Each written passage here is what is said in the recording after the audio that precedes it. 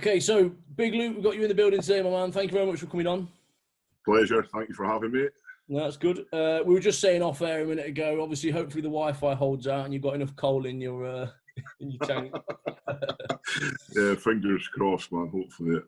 But yeah, so obviously we're trying to help other aspiring athletes that are in the game, or even people that are probably not competing as such, but just find it interesting to sort of understand exactly what you do behind the scenes. Yeah. So first of all, like as a question, like why Strongman for you, and when did you start in Strongman, or did you do anything before? Yeah. So obviously I'm Scottish and from the Highlands in Scotland. I think probably 99.9% of the people in the world have seen Braveheart. So you got William Wallace, with a big claymore and the kilt and these big warriors. So as cheesy as it sounds, I really kind of look up to the warriors of old from Scotland. I really envisioned that when I was younger. Yeah. And being a naturally bigger boy anyway, that's something that I really kind of wanted to achieve, if it were, that strength. So that was the kind of first thing. And then I remember seeing a photo of my grandfather. So my grandfather was Polish. He moved across here during the war times, World War II. Okay. And it was this really cool photo of him running. Well, it looked like he was running with this big tree on his shoulder. And it was epic. I think there's a clip on the SBD video I did, but it's honestly it was so kind of iconic for me to see, like my granddad, carrying this tree, and I thought, what, I'm going to be able to do that one time, and kind of cut.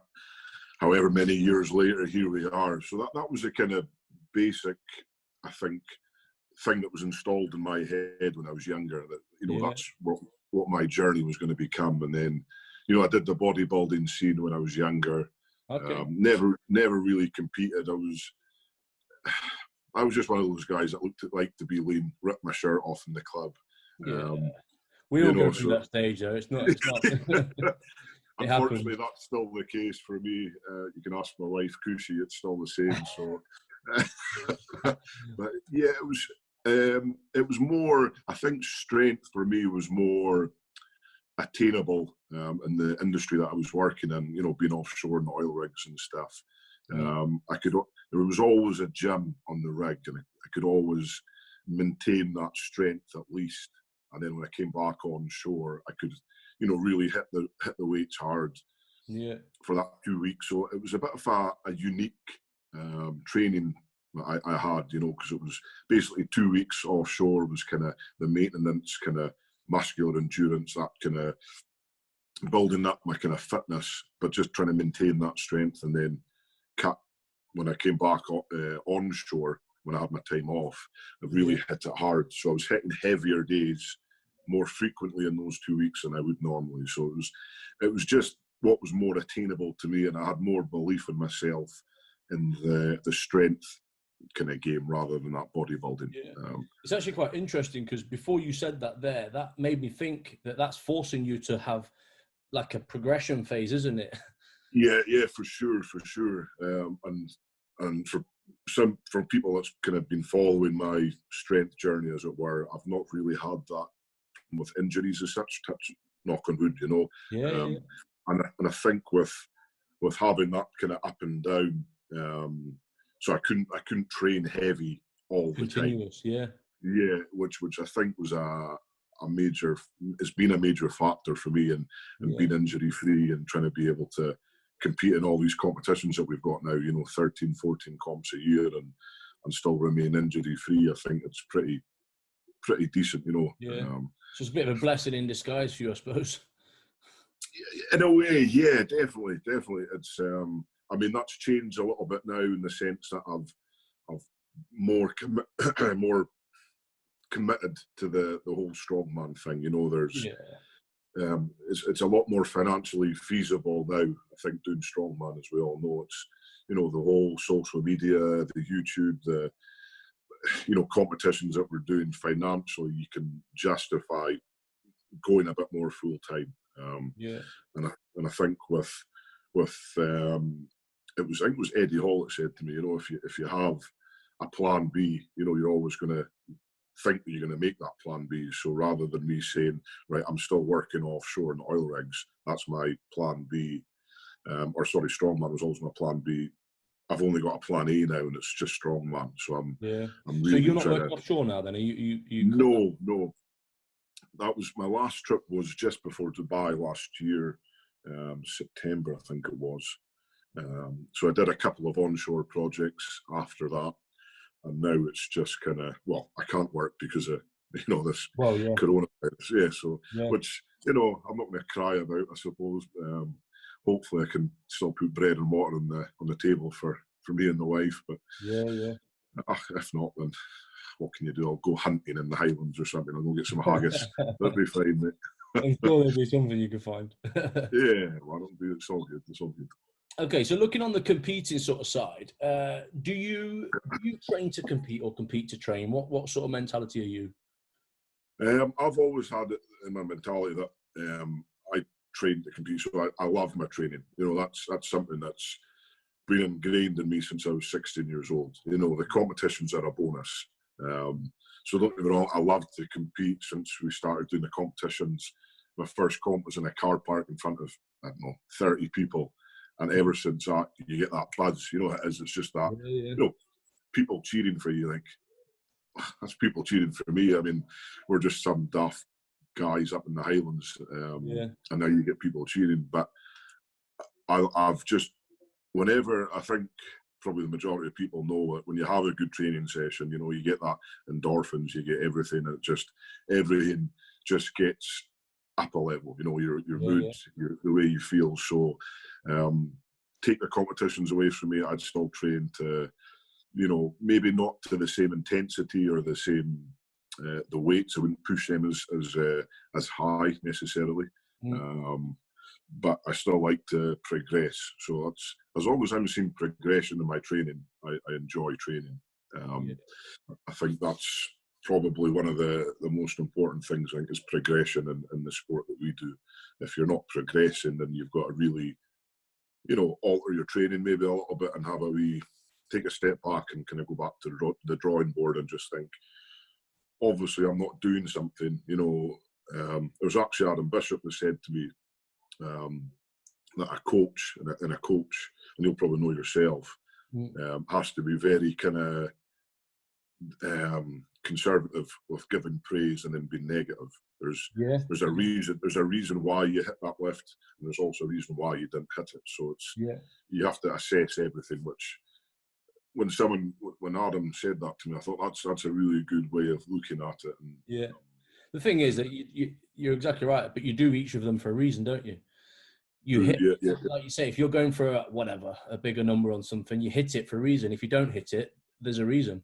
yeah, for sure, man. That's what I find very. Yeah, definitely, and that's the thing with training.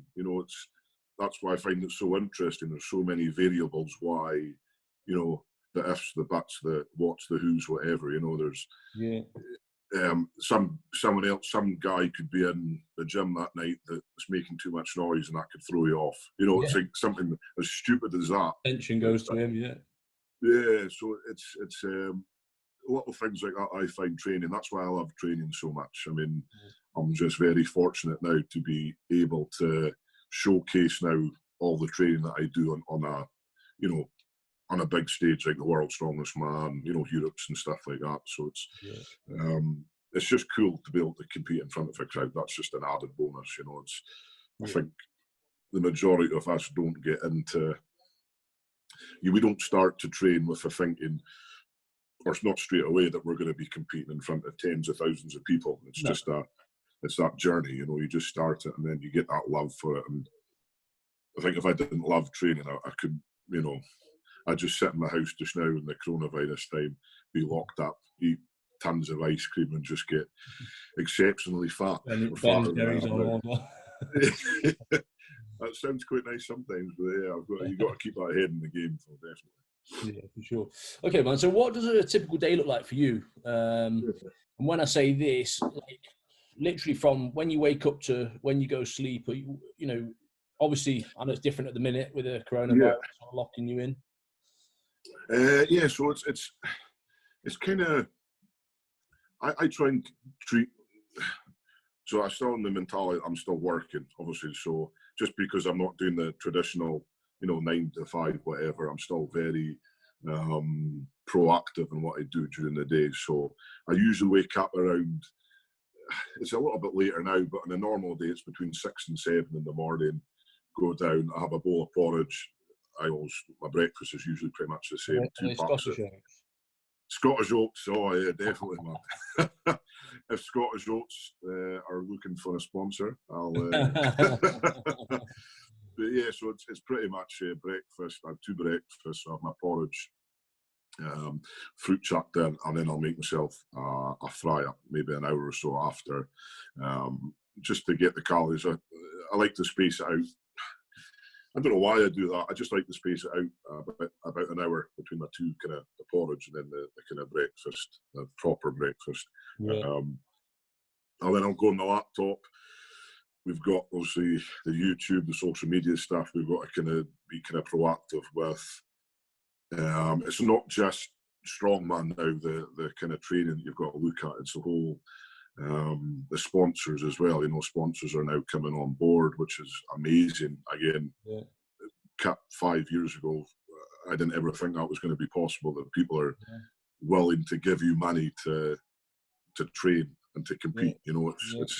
It's nice enough that people give you clothes to wear, but then on top of that, here's a bit of money as well, which is just insane. So yeah, usually try and do stuff for the sponsors. We've got kind of stuff that we've got to meet, posts, and it's one of those things you've got to kind of do. You're as well as an athlete, you're a businessman, aren't you? You have to appreciate the both. Yeah, you have to. Yeah, and I think that's since stopping proper work, knowing your value, that's a very difficult thing to kind of come to terms with. Going to a company, and maybe people watching this in the future, if you're going to get a sponsor, it's not to kind of undervalue yourself. So For example, say if you take Tom and I, the Stoltman brother range, if you will, I think if collectively we're maybe 300,000 followers or so between us, which is quite a big reach. You got the YouTube, you got Facebook, Instagram, all these social media platforms. So if we're going in to negotiate with a sponsor, we've got a lot to offer to them, and it's just knowing that value. But it's like you say, you ought to treat it like a business, and that's changing that mindset is quite a difficult thing to do, I found. Yeah, especially coming from a secure job like you would have been in before. Yeah, definitely. And it's like, I've spoke to, and I think quite a few of us do it, you speak to kind of therapists about it as well. It's nice to speak to someone and not get judged for saying certain things. It's nice to get like a professional, to feedback. And for sure. That's really helped over the last couple of years as well, just to get that mindset that you are, that was Tom and I making history the first time ever making the final. So but yeah, so that's kind of gone off topic. So yeah, we do that, and then I'll usually kind of do that for a couple of hours, sit down on the laptop, kind of do a few emails. Then by that time, it's time for my other meal. So again, very lucky, very fortunate. We get a big butcher, load of meat that sends us up whenever we want meat, basically. So it's usually that. It's usually I go out and grill my meat, grill my food, and just make up my portions for the rest of the day. And that's pretty much it. So I'll kind of go back and forth between my laptop. I'll try and, because I'm doing this more full time, sleep for me is a massive thing. So I don't generally sleep that long at night. So I'm maybe getting 6-7 hours sleep throughout the evening or throughout the night time. Yeah. And then I'll try and get maybe an hour or two like during the day, maybe kind of around. I always did it when I was working the rigs as well. So it was like an afternoon nap. You have your wee power nap in the afternoon. And that really sets me up for the rest of the day. I'm feeling banging after that. So I'll go for sleep. I'm jealous of that, man. I wish I've got 2 kids running around, man. Oh, yeah. If I tried to do that, it'd be like World War III, so it's not worth it. Oh, jeez, man, no, we're not there yet. Hopefully, I mean, knock on wood, you know, I'd love to have kids, and then I guess that afternoon nap would quickly change. I don't think the wife would be too happy. But at the moment, yeah, I try and get that little kind of afternoon nap in. And then I've got a like a little infrared room, kind of sauna room in the garage. So I try and do that every couple of mornings, every second morning. I just find it really good for my back. It's actually it was designed for sciatica. My dad had bad sciatica. He has bad sciatica, but so it just helps loosen off. You know, we get quite tight and quite immobile sometimes, and especially from doing events, heavy events. I always kind of suffer from a little bit of lower back pain. Kind of. So is it an infrared sauna? Is it or? Yeah, it's an electric sauna. It's not your typical cold, but yes, infrared. Oh, so I've been in an infrared one before. They're meant to be deeper into the core, aren't they, as opposed to level? That's right. Yeah, so it's supposed to help, and I really do feel good after it. So we've kind of stepped that up a notch. I mean, that's been at my dad's for the last, I don't know, probably about 7 years. He got that. He's had that for. I think he's used it about twice. So I said to him, you know, if you're not using it, mate, I'll take it across. So yeah, I try and incorporate that every couple of days. And then that's the typical day before training. So it's eating, kind of doing the business side, if you were, and trying to just keep proactive. And then, you know, before training, I'll have my pre-workout meal.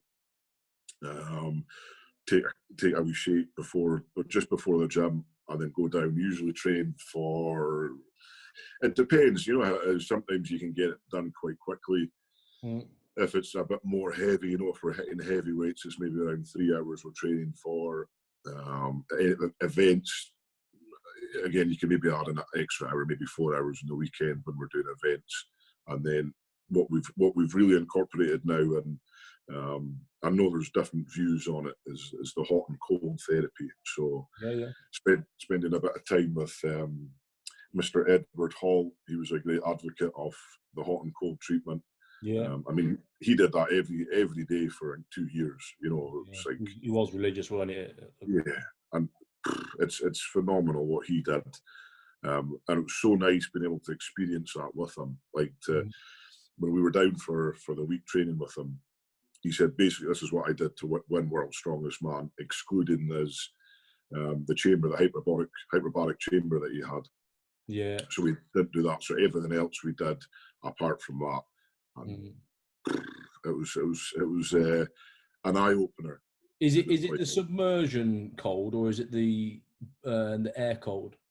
No, we do full submersion. Or sorry, we've got like it's basically a horse trough. Yeah, I'm gonna say they're the better ones, aren't they? Yeah. Yeah, I prefer. It was actually in Worlds last year where we were staying. Just down the road, there was a college complex, like sporting facility, and it had a cold tub. So myself, Adam Bishop, Tom, we all went there every night religiously after we competed, and it was night and day, man. It was like the next day you didn't feel it, you didn't have any DOMs, you didn't have any aches and pains, and it was awesome. It was, and that's why we've done this. You know, it's not we've just got one of these, you know, your inflatable, the lazy spa things. Yeah. I just got one, yeah.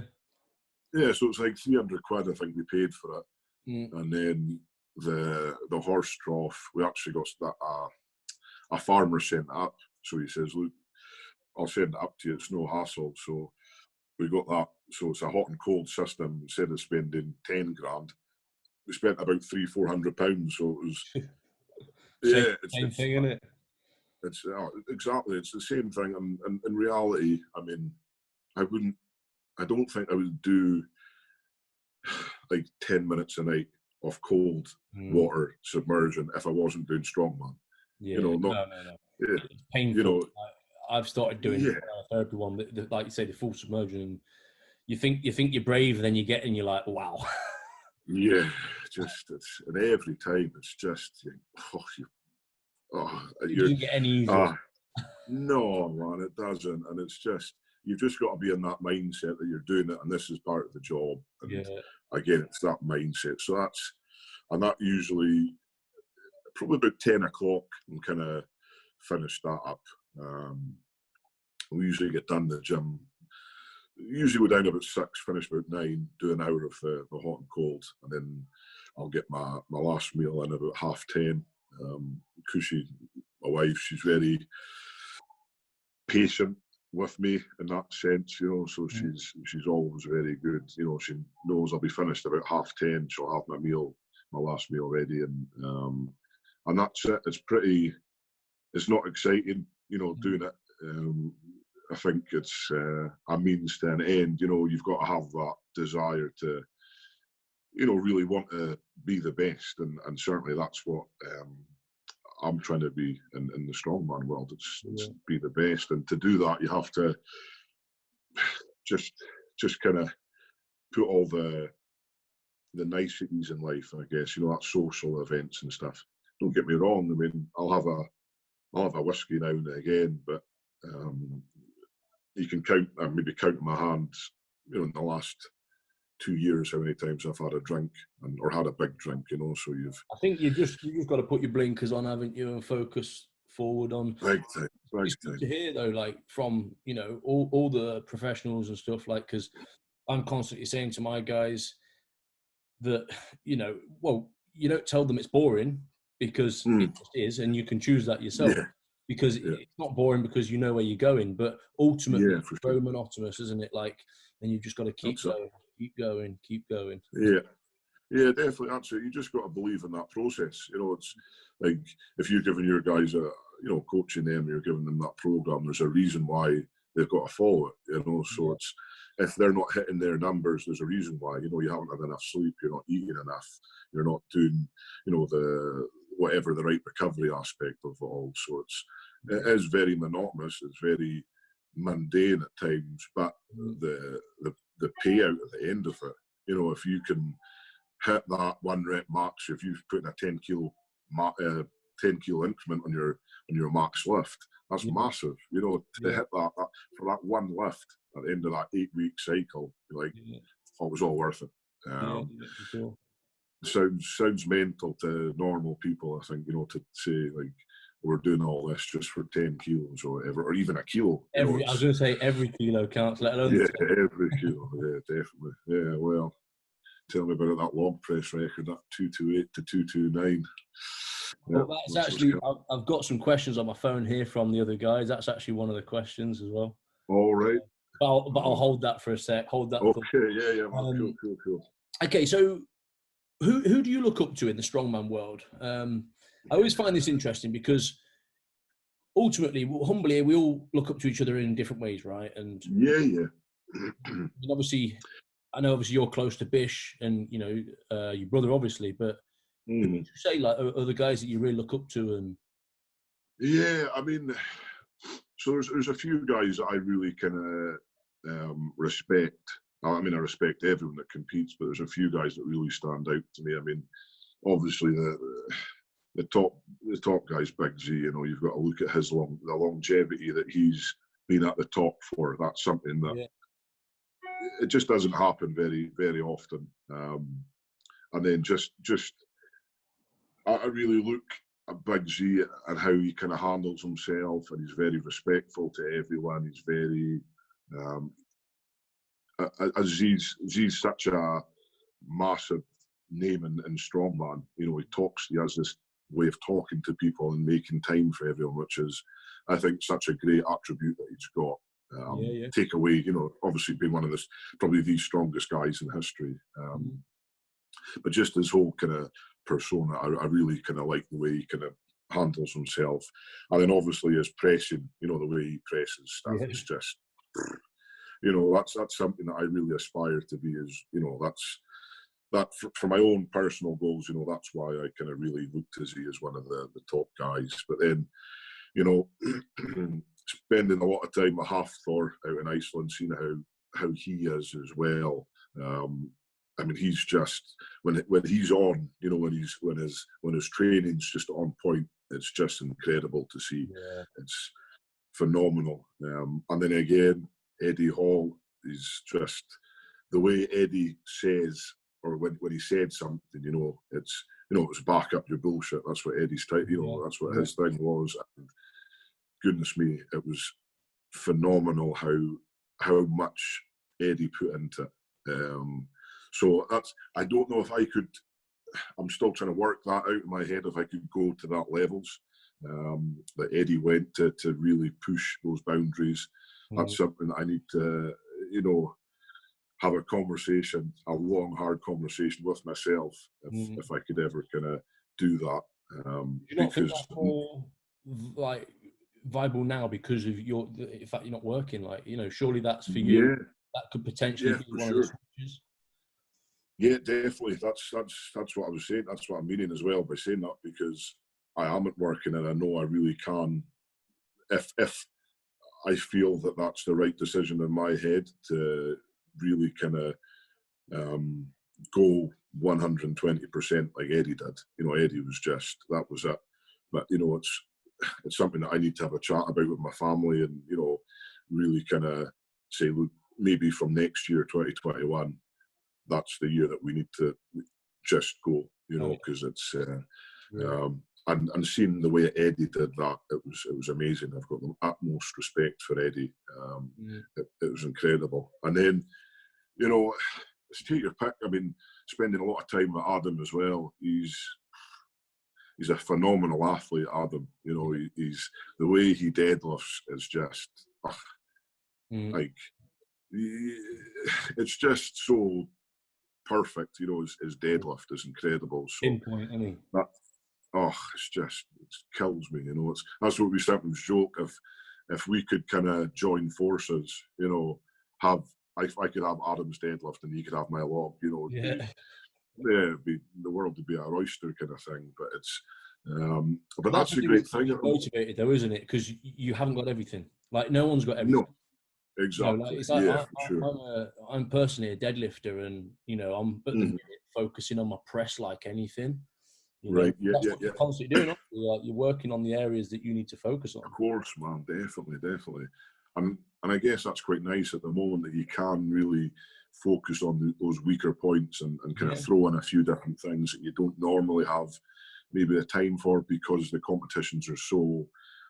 It's so intense. Once the competition year starts, you don't really have time to fine tune anything. But now, because we have that little bit of time, we're in a better position. So it's and there's one other guy that I really kind of I not look up to yet, but I have the utmost respect for. It's little Luke Richardson, or not so little Luke Richardson. He came up for a week's training with us, and Luke's only 22 years old, and I remember what I was like when I was 22. It certainly wasn't the way Luke is. So to see, and I don't mean this in a patronising way at all towards Luke, but like a young guy like Luke take this training so seriously and be so dedicated at that young age, that really blew my mind. That was like, I think he's turned a lot of people, hasn't he, though, in the last year. I mean, I've known Luke a while anyway, when he was on this obviously powerlifting side, and at Worlds, I was with him at Worlds when he won in our Worlds. He's a freak. Ultimately, he's just a monster. It's like at Britain's though. I'm sure it was Britain's. Yeah, you had the Kona's wheel, didn't you? It's like, watching that guy go, he actually, and he said it afterwards as well, he actually doesn't really know much about the events yet. He's just going. It's just, it's phenomenal. So I'm so excited for him to see where he can, I mean, the world says oyster, I think, at the moment. Yeah, for sure. He's going to be one of the, I mean, it's just exciting. You've got, obviously, my brother Tom. You've got Luke Richardson.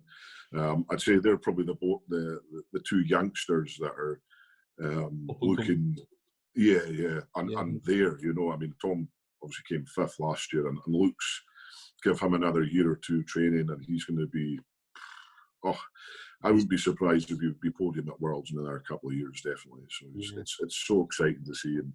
So I mean, take your pick from any of them guys. I mean, they're all just. But that's the thing. Any of the athletes now competing, you take something from. It was. That's what Eddie used to say. You know, he used to always surround himself with the kind of the top guys. You know, your Brian Shaws. Brian, one of the smartest guys out there. You know, it doesn't leave anything to chance. So you take.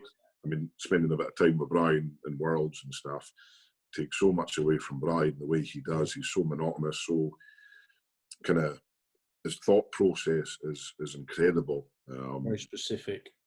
Yeah. So I mean, you've got to be taking something away every time you're with these guys because there's a reason why they've won it. You know, Brian's won it 4 times.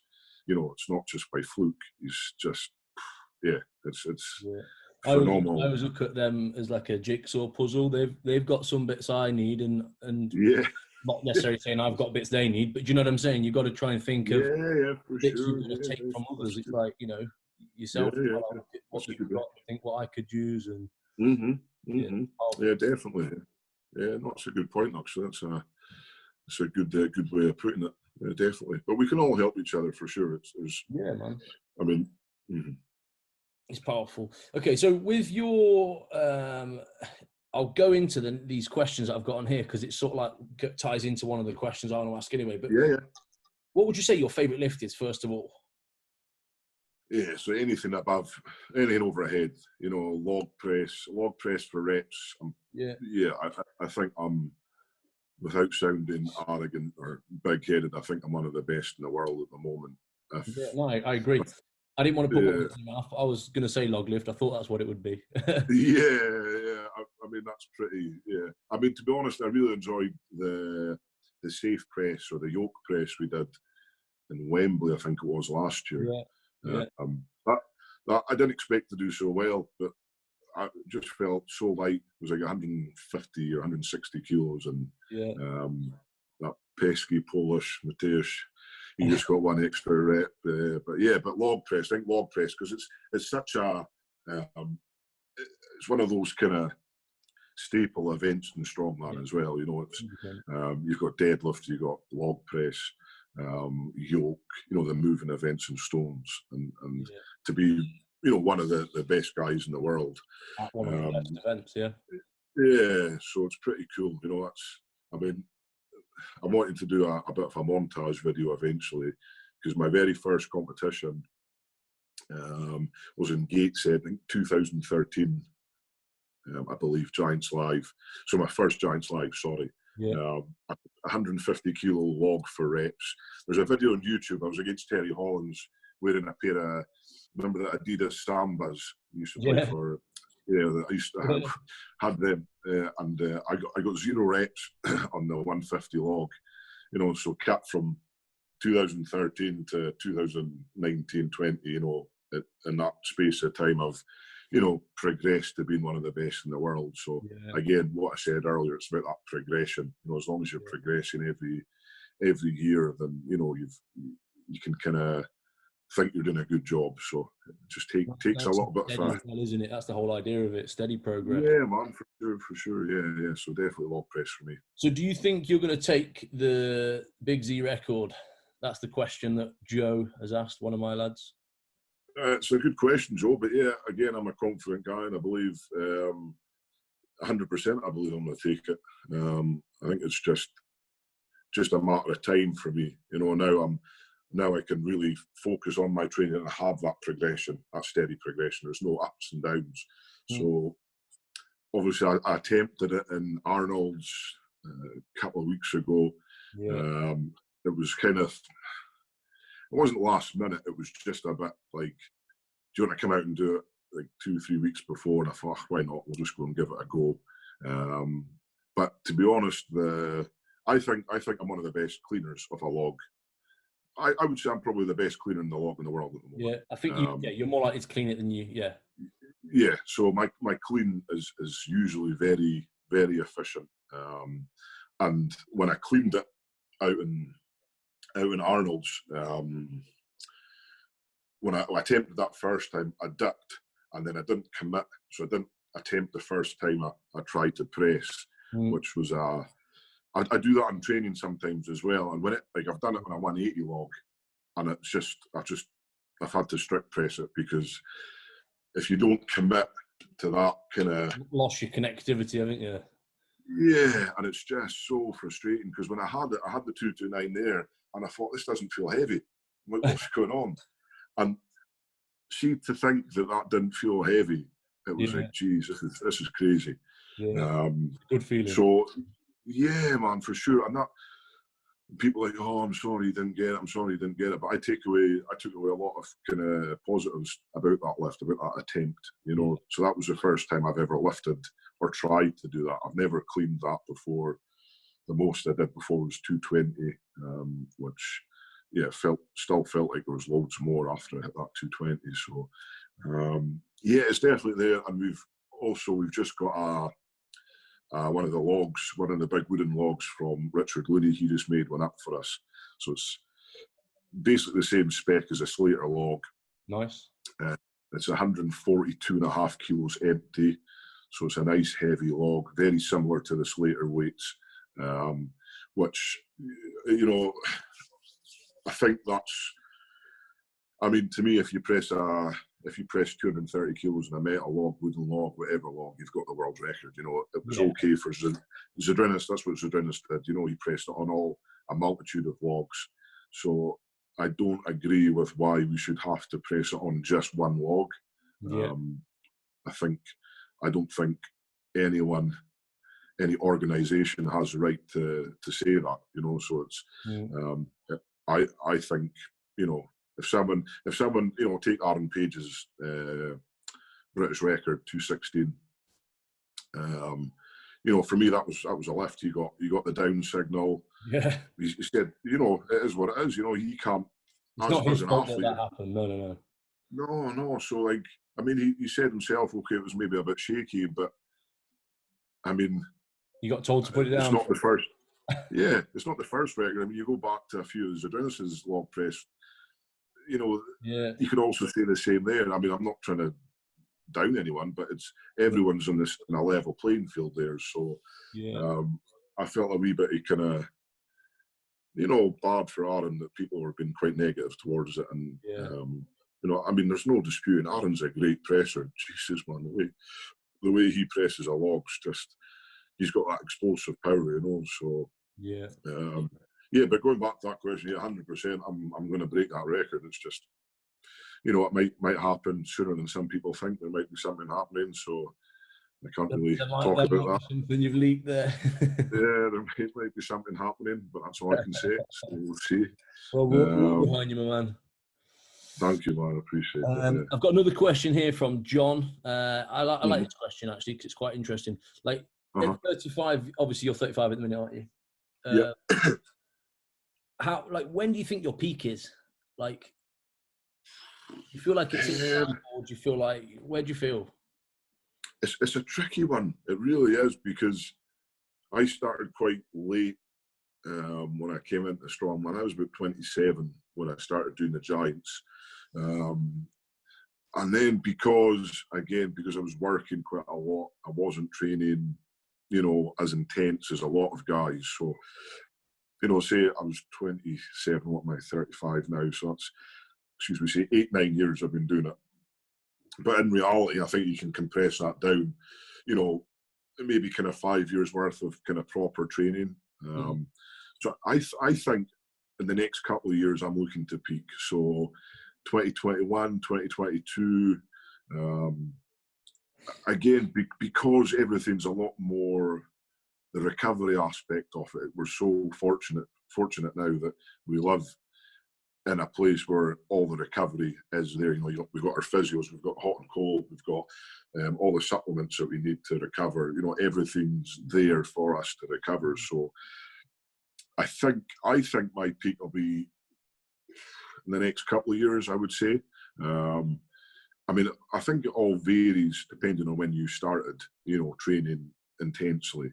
You know, so say you get an 18-year-old guy training hard from 18 to whenever, you know, your life or your longevity in reality isn't maybe going to be into your late 30s, because, well, unless you're Zydrunas. I mean, Zydrunas is kind of the freak, I think.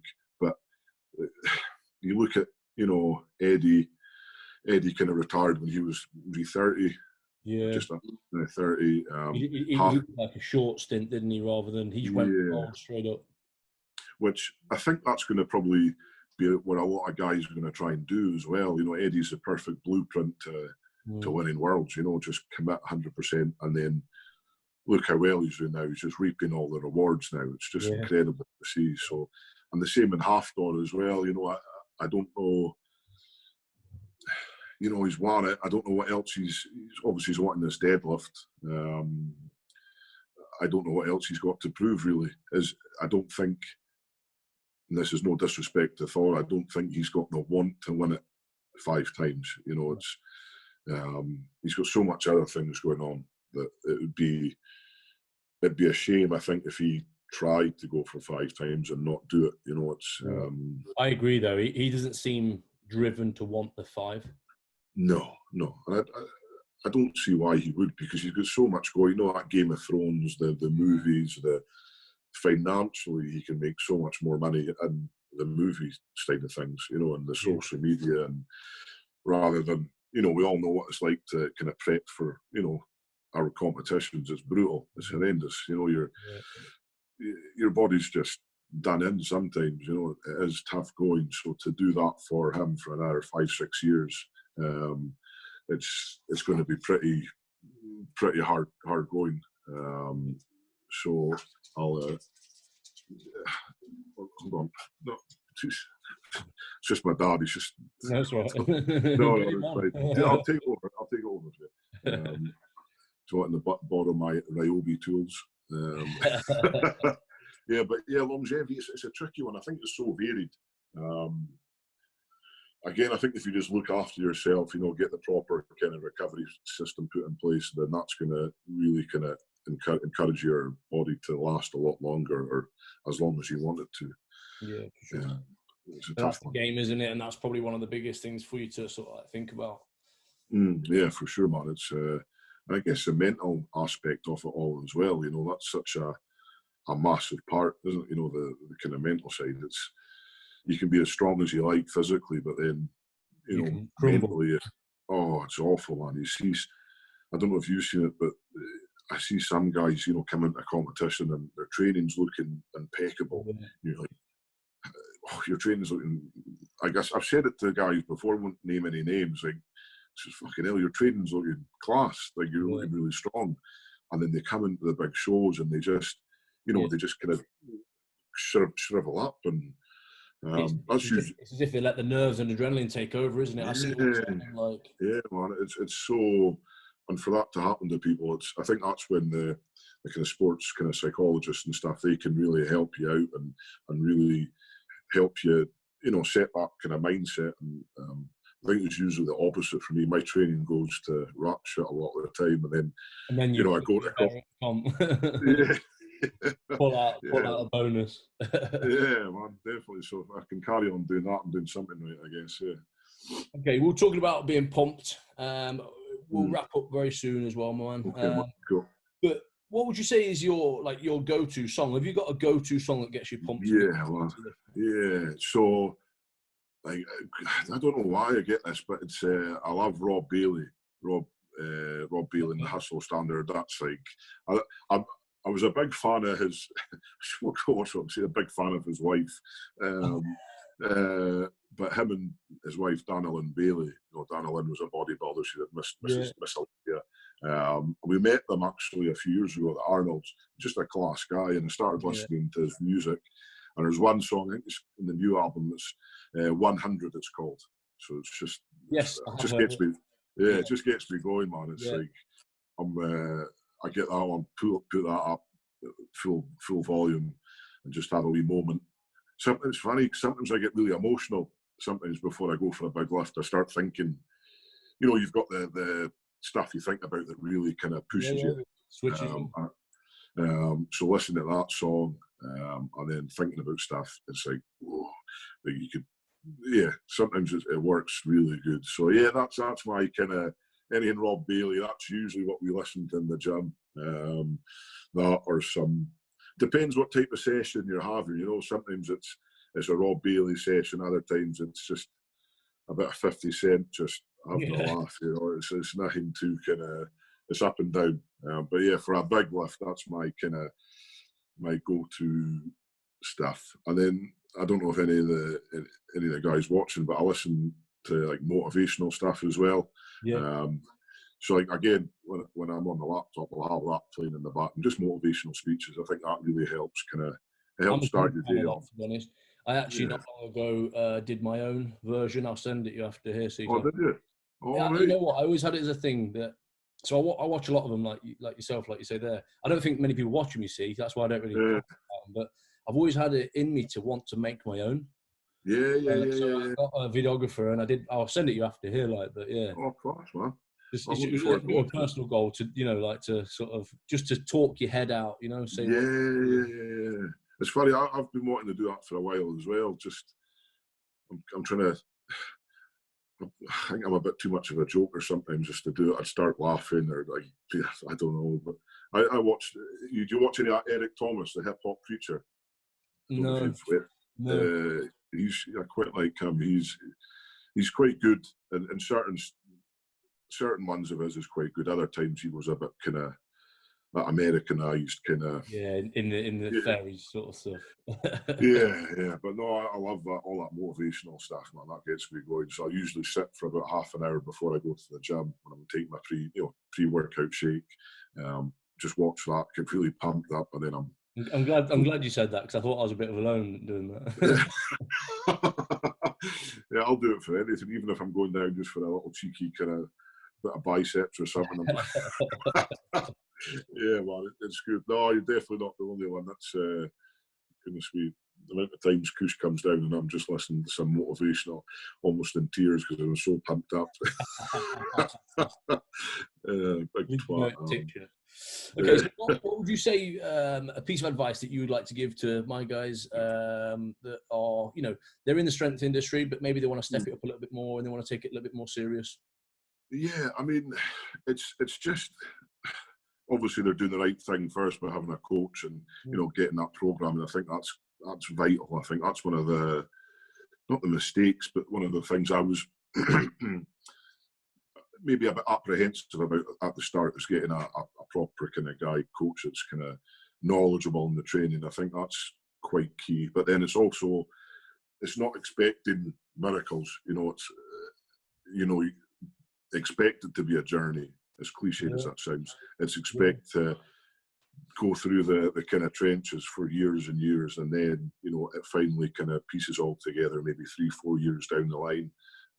Some people are more fortunate, genetics, whatever, you get a bit more lucky in that sense. But, it's like I say, my first competition was 26, 27. I'm 35 now. I just made it to my first World's Strongest Man final last year. So it's been a long slog. So it's just having that patience and never to lose that love. Don't ever forget why we started. I think that's so important, is we're not doing it just to compete. We're training because we love to train. We're pushing our bodies because we want to do that. It's not just to be world's strongest man. That's the end goal, obviously, but it's just to really enjoy that and never really lose that love for it. Because I think if any of the guys hopefully do go on that bigger stage, what I find really helps is to have that genuine, like, I think when people see me go on stage and I'm smiling because I'm just buzzing to be there. I just love to be in that environment and to lift weights, because it was usually before, like a week before, we cut off, kind of taper off our training. We haven't lifted anything, so I'm itching to lift weights. So when I go on, so I get to do something I love, and I think that's massive. If you feel like you have to go to the gym, or you feel like, oh, geez, I better go to the gym, I can't be bothered and stuff, then you're going to usually have a bad session. Stay positive, stay in love with training, and I think if you I suppose.